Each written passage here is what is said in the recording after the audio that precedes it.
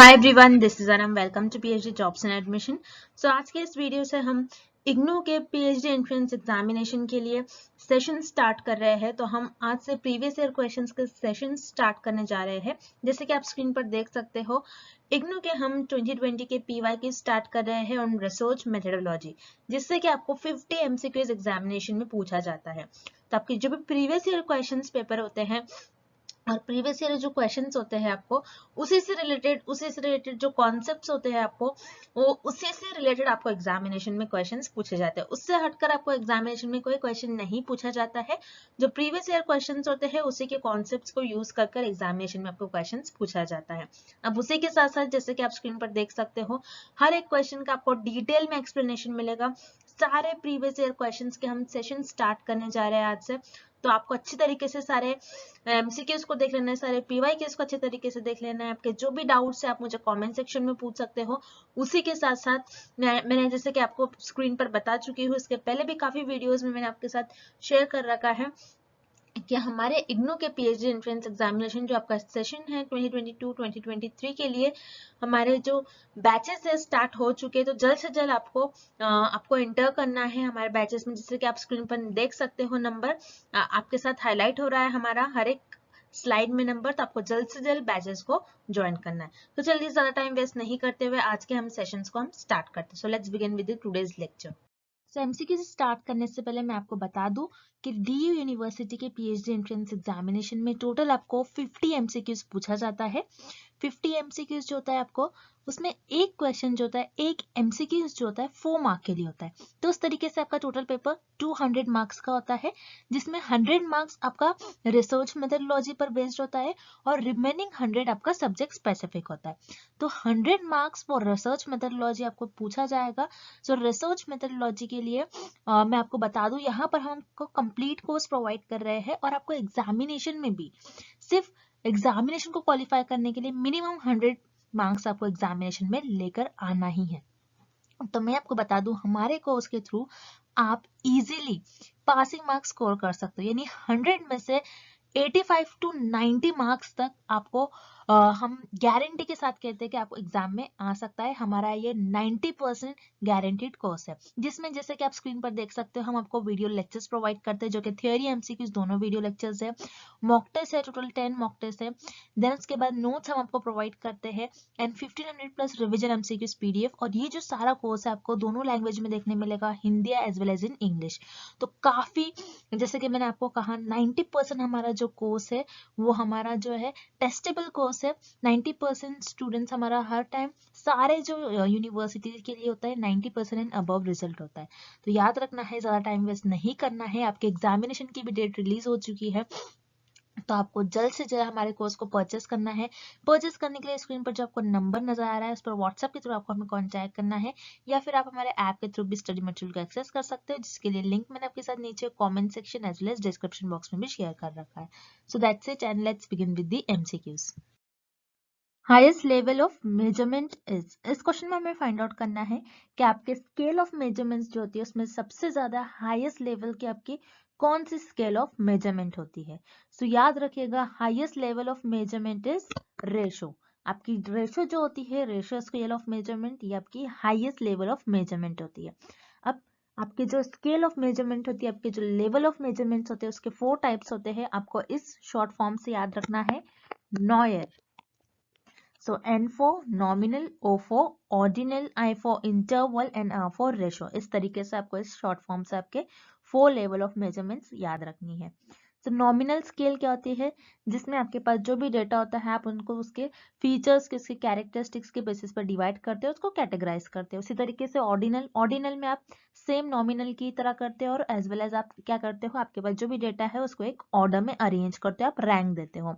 Then interval में आप ordinal के सारे कैरेक्टरिस्टिक्स फॉलो करते हो और इंटरवल में आपके पास जो भी नंबर्स होता है आप उसको एक इक्वल इंटरवल्स में अरेंज करते हो। एंड देन याद रखिएगा, इंटरवल में आपका जो जीरो होता है वो आर्बिट्री होता है। आपका जीरो जो होता है आर्बिट्री होता है, इंटरवल में आपके जीरो का कोई मीनिंग नहीं होता है। इसी तरीके से रेशो में आपके इंटरवल के सारे कैरेक्टरिस्टिक्स होते हैं एज वेल एज आपका रेशो में जीरो का कुछ ना कुछ मीनिंग होता है, इसीलिए हम रेशो को कहते हैं कि हाईएस्ट लेवल ऑफ मेजरमेंट होता है, ये हाईएस्ट स्केल ऑफ मेजरमेंट होती है। जिस तरीके से जीरो का मीनिंग होता है, मतलब जैसे रेशो में अगर हम देखेंगे कि किसी की एज 0 है, मतलब वो पर्सन, वो इंसान उस दिन पैदा हुआ था, उसकी उस दिन बर्थ हुई है। ओके, तो रेशो में आपके जीरो का कुछ ना कुछ मीनिंग होता है, उसी तरीके से इंटरवल में आपके जीरो का कुछ मीनिंग नहीं होता है, आपका जीरो आर्बिट्री होता है। तो ये सारे होते हैं आपके 4 scale of measurement. So 4 scale of measurement के सबसे ज्यादा कैरेक्टरिस्टिक्स आप देख रहे हो रेशो में होता है, इसीलिए रेशो को हम कहते हैं highest level of measurement. That's why आपका करेक्ट ऑप्शन हो जाएगा option B, ratio. Next, type 2 error is also known as. इस क्वेश्चन में हमें फाइंड आउट करना है कि टाइप 2 एरर को और हम क्या कहते हैं। सो टाइप 2 एरर होता क्या है, किस तरीके से टाइप 2 एरर ये टर्म यूज में आया है, इस टर्म का मतलब क्या होता है, आपको पहले तो ये पता होना चाहिए। सो याद रखिएगा, रिसर्चर जब अपनी रिसर्च में हाइपोथेसिस को टेस्ट करते, रिसर्चर पहले अपनी रिसर्च में हाइपोथेसिस को टेस्ट करते, तो रिसर्चर से हाइपोथेसिस को टेस्ट करने में कुछ मिस्टेक्स हो जाती है। सो उसी मिस्टेक्स को हम कहते हैं एरर्स। सो उसी तरीके से एरर्स के भी टाइप होते हैं, type 1 error and type 2 error. अब इस क्वेश्चन में हमें पूछ रहा है कि टाइप 2 एरर को और हम क्या कहते हैं। सो याद रखिएगा, टाइप 2 एरर को हम कहते हैं फॉल्स नेगेटिव। अब जैसे कि इस टेबल से आपको याद रखना है कि टाइप 1 एंड टाइप 2 एरर क्या होता है, और टाइप 1 एरर और टाइप 2 एरर को और हम क्या कहते हैं। तो टाइप 1 एरर कब होता है, जब आपकी नल हाइपोथेसिस ट्रू होती है, फिर भी आप उसको रिजेक्ट करते हो, सो वो हो जाती है आपकी टाइप 1 एरर। और टाइप 2 एरर कब अकर होता है, जब आपकी नल हाइपोथेसिस फॉल्स होती है, फॉल्स होने के बावजूद आप उसको एक्सेप्ट कर लेते हो, तब वो हो जाता है आपका type 2 error. Okay, clear. Then अब इस क्वेश्चन में हमें पूछ रहा है कि टाइप 2 एरर कब होता है, क्योंकि टाइप 2 एरर कब होता है, जब आपकी नल हाइपोथेसिस फॉल्स होती है, फिर भी आप उसको एक्सेप्ट करते हो, तब होता है आपका टाइप 2 एरर। तो आपकी नल हाइपोथेसिस फॉल्स है, इनकरेक्ट है, मतलब आपकी जो नल हाइपोथेसिस है ये नेगेटिव है, और आपने क्या कर लिया यहाँ पर, आपका डिसीजन क्या था, इनकरेक्ट डिसीजन था, आपका डिसीजन रॉन्ग था, मतलब ये ऑलरेडी आपकी नल हाइपोथेसिस फॉल्स थी, लेकिन फिर भी आपने उसको एक्सेप्ट कर लिया, तो आपका जो डिसीजन था यहाँ पर ये फॉल्स था, इसीलिए टाइप 2 एरर को हम कहते हैं फॉल्स नेगेटिव। उसी तरीके से टाइप 1 एरर का भी आप देख लीजिए, एग्जाम में type 1 error is also known as, ऐसा भी क्वेश्चन आ सकता है, तो उस केस में आपका आंसर हो जाएगा फॉल्स पॉजिटिव। अब टाइप 1 एरर को हम फॉल्स पॉजिटिव क्यों कहते हैं, क्योंकि यहाँ पर आप देखिए, आपकी जो नल हाइपोथेसिस होती है वो ट्रू होती है, फिर भी आप उसको रिजेक्ट करते हो, तब आपका होता है टाइप 1 एरर। सो यहाँ पर आपकी जो नल हाइपोथेसिस है ट्रू है, मतलब ये पॉजिटिव सेंस कर रहा है, आपकी नल हाइपोथेसिस ट्रू है, लेकिन आपने यहाँ पर कैसा डिसीजन ले लिया, इनकरेक्ट डिसीजन ले लिया, फॉल्स डिसीजन ले लिया, ट्रू होने के बाद भी आपने इसको रिजेक्ट कर दिया, तो आपका डिसीजन फॉल्स था। तो टाइप 1 एरर को हम कहते हैं, टाइप 1 एरर को हम कहते हैं false positive, and type 2 error is also known as false negative. तो आपको ये रिलेशन याद रखना है, टाइप 1 एरर को और हम क्या कहते हैं एंड टाइप 2 एरर को और हम क्या कहते हैं, तो ये एग्जाम में आने के चांसेस है, this is very important question. So type 2 error is also known as false negative, so यहाँ पर आपका ऑप्शन बी करेक्ट हो जाएगा। Next, Which of the following is the major purpose of descriptive research? इस question में हमें find out करना है कि डिस्क्रिप्टिव रिसर्च का मेन पर्पस, मेजर पर्पस क्या होता है। सो डिस्क्रिप्टिव रिसर्च क्या होती है, पहले तो आपको ये पता होना चाहिए। डिस्क्रिप्टिव रिसर्च में जो फेनोमेना एग्जिस्ट करता है, जो पर्टिकुलर कोई फेनोमेना है, अगर वो फेनोमेना एग्जिस्ट करता है, उसी फेनोमेना को, अगर उस फेनोमेना पर आपके पास कोई पुरानी इंफॉर्मेशन होगी, उसी को आप एज इट इज डिस्क्राइब करते हो आपकी रिसर्च में। सो ये होती है आपकी डिस्क्रिप्टिव रिसर्च। और डिस्क्रिप्टिव रिसर्च का मेन पर्पस, मेन एम होता है कि आपके जो करंट अफेयर्स है, मतलब जो प्रेजेंट में जो आपका फिनोमेना अकर हो रहा है, आप उसको डिस्क्राइब करते हो। सो यहाँ पर आपका करेक्ट ऑप्शन हो जाएगा option B, description of the state of affairs at is exist at present, मतलब प्रेजेंट में जो फिनोमेना अकर हो रहा है, आप उसको ऑब्जर्व करके आप उसको डिस्क्राइब करते हो। जैसे मान लीजिए कोई मार्केटिंग है, तो आपकी याद रखिएगा डिस्क्रिप्टिव रिसर्च ज्यादातर मार्केटिंग में यूज होती है। जैसे मार्केटिंग में आपका जो शेयर है वो कम ज्यादा हो रहा है, तो उसको डिस्क्राइब करने के लिए किसी कंपनी का प्रॉफिट आज गेन हुआ है, तो उसी को ऑब्जर्व करके आपने क्या किया, उस फेनोमेना को डिस्क्राइब कर दिया। तो डिस्क्रिप्टिव रिसर्च का मेन पर्पस यही होता है, जो प्रेजेंट में जो फेनोमेना अकर हो रहा है, जो प्रेजेंट में जो हमारे करंट अफेयर्स होते हैं, उनको डिस्क्राइब करने के लिए हम डिस्क्रिप्टिव रिसर्च का यूज करते हैं। सो यहाँ पर आपको ऑप्शन भी करेक्ट हो गया। देन हम रिमेनिंग ऑप्शन भी देख लेते हैं। Option A, analysis of fact. Fact को एनालाइज करने के लिए हम डिस्क्रिप्टिव रिसर्च यूज करते, लेकिन हमें इसके मेन पर्पस, मेजर पर्पस पूछ रहा है, तो यहाँ पर ऑप्शन ए इनकरेक्ट है। देन ऑप्शन से it is based on measurement of quantity. Yes, हम डिस्क्रिप्टिव रिसर्च में क्वांटिटी को मेजर करते हैं। बेसिकली डिस्क्रिप्टिव रिसर्च आपकी क्वांटिटेटिव रिसर्च के अंडर आती है। सो क्वांटिटेटिव रिसर्च भी नंबर्स से और मेजरमेंट से रिलेटेड है। सो यहाँ पर डिस्क्रिप्टिव रिसर्च में भी आप मेजर करते हो चीजों को, लेकिन मेन पर्पस किसी की कोई क्वांटिटी को मेजर करना नहीं होता है, बल्कि डिस्क्रिप्टिव रिसर्च का मेन पर्पस होता है किसी करंट अफेयर्स को आप डिस्क्राइब करते हो। तो यहाँ पर आपको ऑप्शन सी भी इनकरेक्ट हो जाएगा। Then option D, it relies on expression और ऑब्जर्वेशन अलोन। सिर्फ आप ऑब्जर्वेशन नहीं करते हो, डिस्क्रिप्टिव रिसर्च में किसी चीजों को ऑब्जर्व कर आप उस फेनोमेना को डिस्क्राइब करने की कोशिश करते हो। सो यहाँ पर आपको ऑप्शन डी इनकरेक्ट है। सो मेन पर्पस आपका डिस्क्रिप्टिव रिसर्च का होता है, जब भी आपके करंट अफेयर्स है, जब भी आपके प्रेजेंट में फेनोमेना अकर हो रहा है, आप उसको डिस्क्राइब करते हो। तो यहाँ पर आपका ऑप्शन भी करेक्ट हो जाएगा। Next, predicting the outcome of research is. इस क्वेश्चन में हमें फाइंड आउट करना है कि अगर आप आपके रिसर्च में जो भी आउटकम्स आ रहे हैं, रिजल्ट आ रहे हैं, उसको आप प्रिडिक्ट कर रहे हो, कुछ गेसेस कर रहे हो कि ऐसा हो सकता है, ऐसा रिजल्ट आ सकते हैं, सो उस चीज को हम क्या कहते हैं? सो उससे हम कहते हैं रिसर्च हाइपोथेसिस। अब हाइपोथेसिस क्या होता है, आपको ये पता होना चाहिए। हाइपोथेसिस एक टेंटेटिव स्टेटमेंट होता है। टेंटेटिव का मतलब होता है टेम्पररी स्टेटमेंट, जो रिसर्चर के अजम्पशंस और गेसेस पर बेस्ड होता है। अब टेंटेटिव स्टेटमेंट कैसा हो सकता है? मान लीजिए कोई डिसीज है, जैसे लंग डिसीज है, लंग डिसीज के अगेंस्ट मैंने कोई ड्रग फॉर्म किया। ओके, मैं क्या कर रही हूँ? लंग डिसीज के अगेंस्ट ड्रग फॉर्म कर रही हूँ। सो मैं यहाँ पर एक टेंटेटिव स्टेटमेंट दे सकती हूँ अपने अजम्पशंस और प्रिडिक्शंस के बेसिस पर कि XYZ अगर कोई ड्रग है, अगर आप वो लेते हो तो हो सकता है आपकी जो लंग डिसीज है वो क्योर हो सकती है। मैंने यहाँ पर कंफर्म नहीं कहा है, मैंने यहाँ पर प्रिडिक्ट करा है कि हो सकता है कि अगर आप XYZ कोई ड्रग ले रहे हो तो हो सकता है आपके जो लंग डिसीज है वो क्योर हो।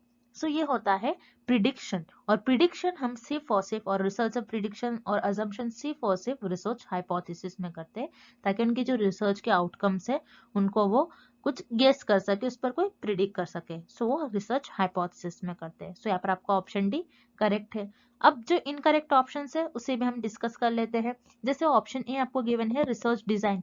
रिसर्च डिजाइन जिसे हम ब्लूप्रिंट भी कहते हैं, याद रखिएगा, रिसर्च डिजाइन को हम ब्लूप्रिंट भी कहते हैं।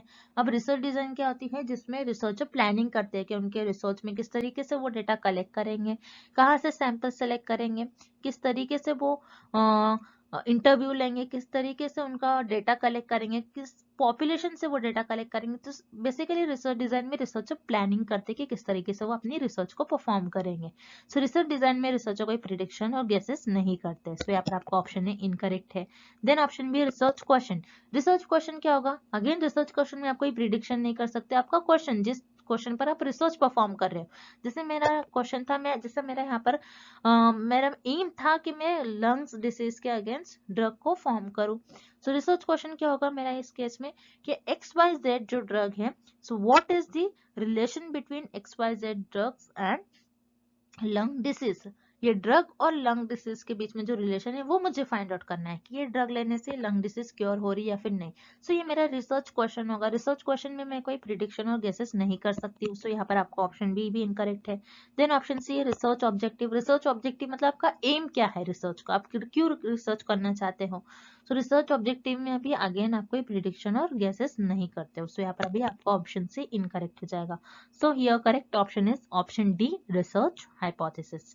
Next, in which of the following non-random sampling techniques does a researcher ask participants to identify other potential research participants? इस क्वेश्चन में हमें फाइंड आउट करना है कि ऐसी कौन सी नॉन रैंडम सैम्पलिंग टेक्निक है जिसमें रिसर्चर पार्टिसिपेंट से कहते हैं कि तुम खुद जाओ और पार्टिसिपेंट्स को कलेक्ट कर लाओ और पार्टिसिपेंट्स को पार्ट करने के लिए कहो इस रिसर्च स्टडी में। सो वो होता है आपका स्नोबॉल सैम्पलिंग।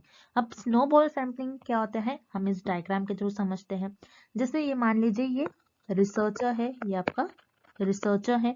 अब रिसर्चर को कोई 2 पर्सन पता थे, इन 2 पर्सन को रिसर्चर ने चूज कर लिया क्योंकि रिसर्चर यहाँ पर किस टॉपिक पर स्टडी कर रहे थे कि जो लोग ड्रग कंज्यूम करते हैं। अब ड्रग लेना ये एक क्राइम है, सो जाहिर सी बात है लोग खुद से पार्टिसिपेट नहीं करेंगे। सो रिसर्चर को कोई 1-2 लोग मिल गया। देन इन 2 लोगों से रिसर्चर ने कहा कि तुम और ऐसे पार्टिसिपेंट्स को कलेक्ट कर लाओ और ऐसे पर्सन्स को कलेक्ट कर लाओ जो ड्रग कंज्यूम करते हो, जो ड्रग लेते हो।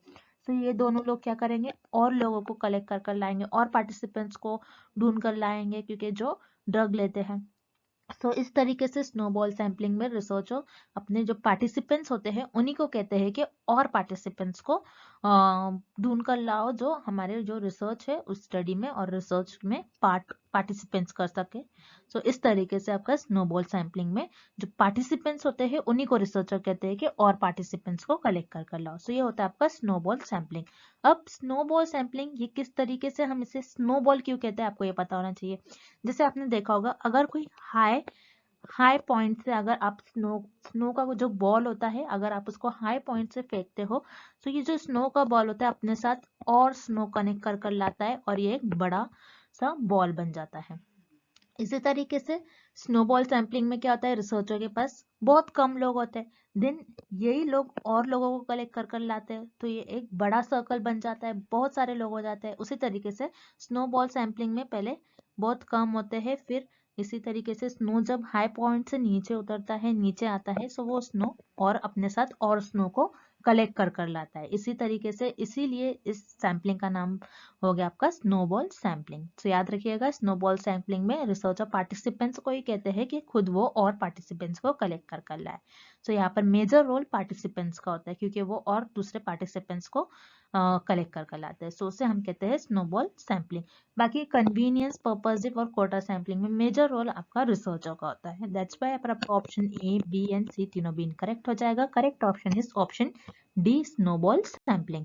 Next, out of the following which is not considered to be plagiarism. इस क्वेश्चन में हमें फाइंड आउट करना है कि कौन सा ऐसा ऑप्शन है जिससे हम प्लेजरिज्म कंसिडर नहीं करते हैं।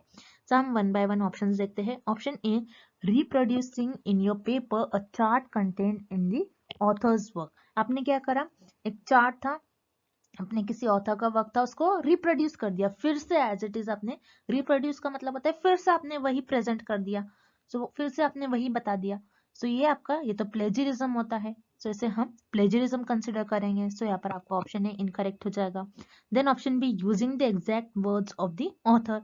आप किसी ऑथर ने कोई कंटेंट लिखा है, आप उसी कंटेंट को एग्जैक्ट वर्ड्स में लिख रहे हो, सो ये भी आपका प्लेजरिज्म होगा, मतलब आपने यहाँ पर कॉपी कर लिया, सो इसे भी हम प्लेजरिज्म कहते हैं। सो यहाँ पर आपका ऑप्शन बी इनकरेक्ट हो जाएगा। Then option C, using the information from the author's work that is regarded as common knowledge in the discipline.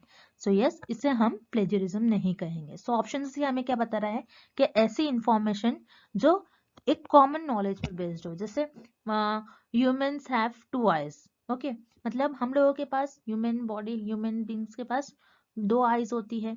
सो ये एक कॉमन नॉलेज है, ये किसी को भी पता है। अगर आप ये इंफॉर्मेशन ले रहे हो सो इसको हम प्लेजरिज्म नहीं कहेंगे। Human body needs oxygen to live, human body को ऑक्सीजन के बिना ह्यूमन बींग्स जिंदा नहीं रह सकते। सो ये सारी जो चीजें हैं, ये सारी जो इंफॉर्मेशन है, ये सारी जो नॉलेज है, ये कॉमन है।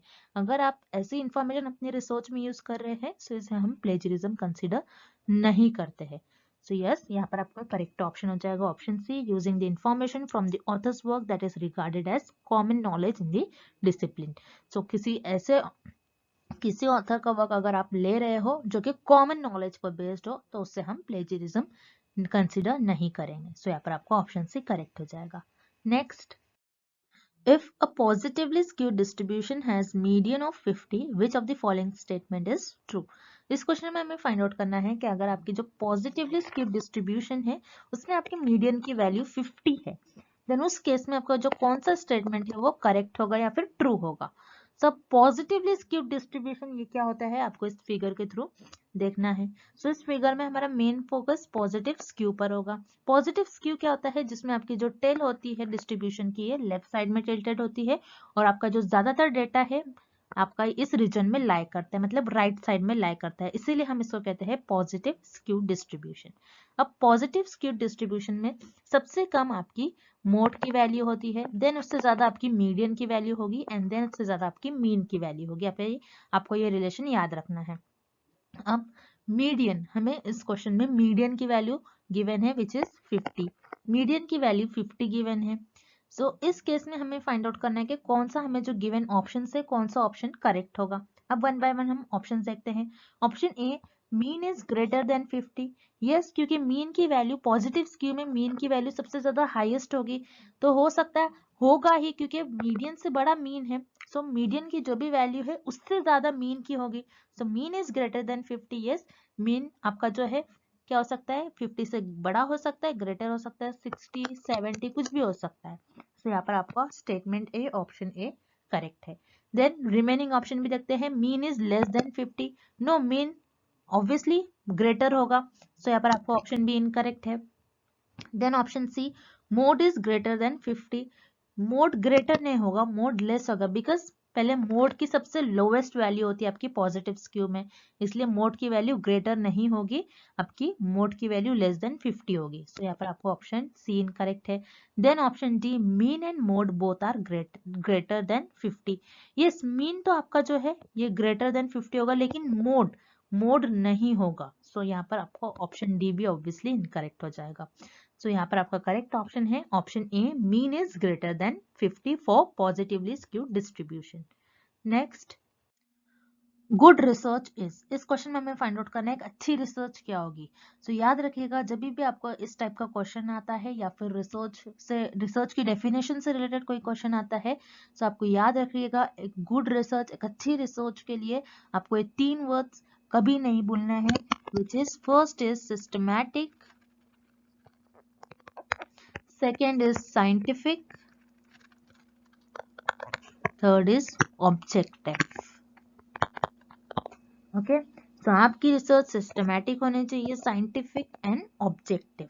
अब सिस्टमैटिक क्या होता है कि आपको आपके रिसर्च में कोई स्टेप्स, प्रॉपर स्टेप्स आपको फॉलो करना है, आप किसी भी जिगजैग मैनर में नहीं चल सकते हो। आपकी जो रिसर्च है उसमें आपको सिस्टमैटिक मैनर में रिसर्च परफॉर्म करना है, स्टेप्स फॉलो करना है, लॉजिक होने चाहिए आपके स्टेप्स में, इसीलिए हम कहते हैं गुड रिसर्च इज लॉजिकल और सिस्टमैटिक। लॉजिक किस तरीके से होना चाहिए, जैसे आप मान लीजिए कोई आप एक्सपेरिमेंट्स परफॉर्म कर रहे हो लैब में, अगर आप स्ट्रॉन्ग एसिड ले रहे हो, स्ट्रॉन्ग एसिड से आप रिएक्ट कर रहे हो कोई चीज, तो आपको स्ट्रॉन्ग ही लेना है, मतलब एक लॉजिक है।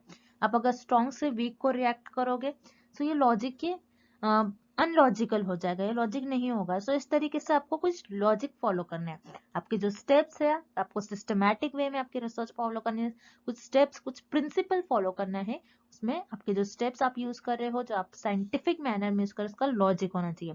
साइंटिफिक, जैसे साइंटिफिक वे से, साइंटिफिक प्रिंसिपल का आपको यूज करना चाहिए आपके रिसर्च में, इसीलिए हम रिसर्च को कहते हैं कि वो आपकी रिसर्च लॉजिक होंगी, लॉजिक पर बेस्ड होना चाहिए आपके। ऑब्जेक्टिव मतलब आपको आपके रिसर्च में जो भी रिजल्ट्स आ रहे हैं आपको एज इट इज मेंशन करना चाहिए। अब मान लीजिए कोई ड्रग्स पर मैं रिसर्च कर रही हूँ, सो उस ड्रग का मुझे रिजल्ट आ रहा है कि 90% पर्सन जो है, 90% पीपल जो है वो पर्टिकुलर कोई ड्रग लिया उन्होंने और वो क्योर है, लेकिन 10% जो पर्सन थे, 10% जो पीपल थे वो ड्रग लेने से क्योर नहीं हुए, तो मुझे अपने रिसर्च में इस जो रिजल्ट आ रहा है ये 10% वाला उसे भी मेंशन करना चाहिए, ना कि सिर्फ 90% वाले को। सो इसे हम कहते हैं ऑब्जेक्टिव, मतलब आपके रिसर्च में आपको जो भी रिजल्ट मिल रहा है उसको एज इट इज मेंशन करना चाहिए, अपने जजमेंट और अपने कन्वीनियंस, अपने जजमेंट को आगे रखकर आपको रिसर्च में ऑब्जेक्टिव्स आपके नहीं बताना चाहिए। ओके, जो रिजल्ट आ रहा है उसको एज इट इज मेंशन करना चाहिए। जो भी आप रिसर्च परफॉर्म कर रहे हो सिस्टमैटिक मैनर में आपको करना है, साइंटिफिक मैनर में आपको करना है, ऑब्जेक्टिव होना चाहिए आपके रिसर्च का, और उसके पीछे कुछ ना कुछ लॉजिक होना चाहिए, इसीलिए एक अच्छी रिसर्च को हम कहते हैं कि वो लॉजिकल होना चाहिए। दैट्स व्हाई आपका करेक्ट ऑप्शन हो जाएगा option A, logical.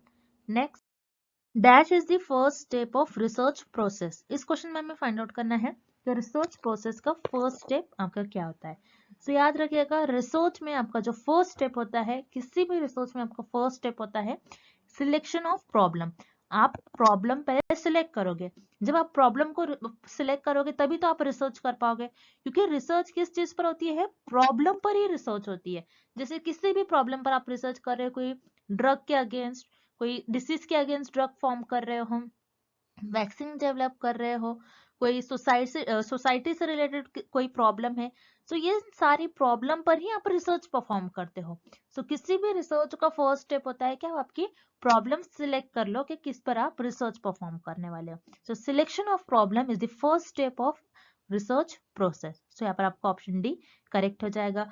Collection of data, ये आपके लेटर स्टेप्स में आता है। समराइजिंग डेटा, ये भी आपके लेटर स्टेप्स में आता है। देन उसके बाद आप डेटा एडिट करते हो, जो भी आपको इंफॉर्मेशन नहीं चाहिए उसको हम डिलीट कर देते हो। सो ये तीनों भी आपके लेटर स्टेप्स में आ जाएंगे रिसर्च प्रोसेस के। लेकिन रिसर्च प्रोसेस का फर्स्ट स्टेप होता है सिलेक्शन ऑफ प्रॉब्लम।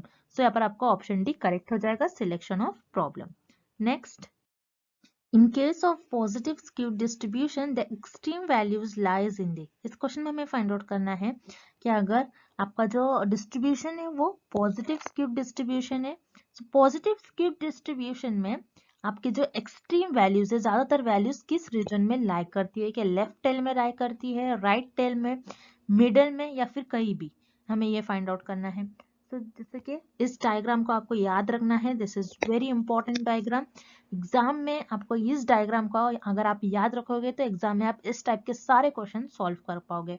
तो इस टॉपिक पे आपको एग्जाम में 1 और 2 क्वेश्चंस पूछे ही जाते हैं। तो आपको ये डायग्राम प्रॉपरली याद करके, अच्छी तरीके से याद कर जाना है। So positive skew and negative skew में हम डिफरेंस भी देख लेते हैं इसी डायग्राम में। सो आपको ये रिलेशन याद रखना है कि पॉजिटिव स्क्यू में आपका जो डिस्ट्रीब्यूशन की जो टेल होती है ये लेफ्ट साइड में झुकी हुई होती है और नेगेटिव में राइट साइड पर। पॉजिटिव स्क्यू में जैसे मैंने आपसे कहा था, मोड की सबसे लोवेस्ट वैल्यू होती है, then median and then mean. उसी तरीके से नेगेटिव में सबसे लोएस्ट वैल्यू होती है आपकी mean, then median and then last is mode. अब इस क्वेश्चन में आपको पूछ रहा है कि आपका जो पॉजिटिव स्क्यू है उसमें आपकी जो एक्सट्रीम वैल्यूज, मतलब ज्यादातर वैल्यूज आपकी किस रीजन में लाई करती है, सो राइट टेल में। सो टेल क्या होता है, आपकी ये जो एंड पर लाई कर रही है, एंड पर जो लाई कर रही है उसे हम टेल कहते हैं। तो टेल आपका जो आप देख रहे हो यहाँ पर राइट साइड में ज्यादा झुका हुआ है, मतलब राइट साइड में जो आपका ज्यादातर डेटा, ज्यादातर वैल्यूज आपकी राइट साइड में लाई कर रही है, इसीलिए तो आपका जो मीन है ये इस रीजन में लाई कर रहा है। मतलब आपकी जो एवरेज वैल्यू है, मीन क्या होता है, एवरेज वैल्यू आपका इस रीजन में लाई कर रहा है। क्यों इस रीजन में आपका मीन लाई कर रहा है, बिकॉज इस रीजन में आपका ज्यादातर डेटा इस रीजन में, आपका एक्सट्रीम वैल्यूज आपकी इस रीजन में है। सो याद रखिएगा, पॉजिटिव स्क्यूड डिस्ट्रीब्यूशन में आपकी जो एक्सट्रीम वैल्यूज होती है वो राइट टेल पर प्रेजेंट होती है। उसी तरीके से नेगेटिव स्क्यूब में आपकी जो एक्सट्रीम वैल्यूज होगी ये लेफ्ट साइड में, मतलब लेफ्ट टेल पर होगी। ओके, क्योंकि यहाँ पर आप देख रहे हो जो मीन है ये लेफ्ट साइड पर है, क्योंकि ज्यादातर आपका डेटा इस रीजन में है, इसीलिए मीन की मतलब एवरेज वैल्यू ज्यादातर इस रीजन में ही लाई कर रही है, इसलिए आपका मीन इस रीजन में फॉल कर रहा है। ओके, सो याद रखिएगा, पॉजिटिव स्क्यू में आपकी जो एक्सट्रीम वैल्यूज, मतलब ज्यादातर वैल्यूज आपकी किस रीजन में लाई करेगी, राइट टेल। राइट टेल पर आपकी ज्यादातर वैल्यूज राइट टेल पर पॉजिटिव स्क्यू में लाई करेगी और नेगेटिव स्क्यू में लेफ्ट टेल पर। For this question option D here is the right answer. Positive skew में आपकी राइट टेल पर ज्यादातर वैल्यूज लाई करेगी। And thank you for watching this video. Good luck with your preparations.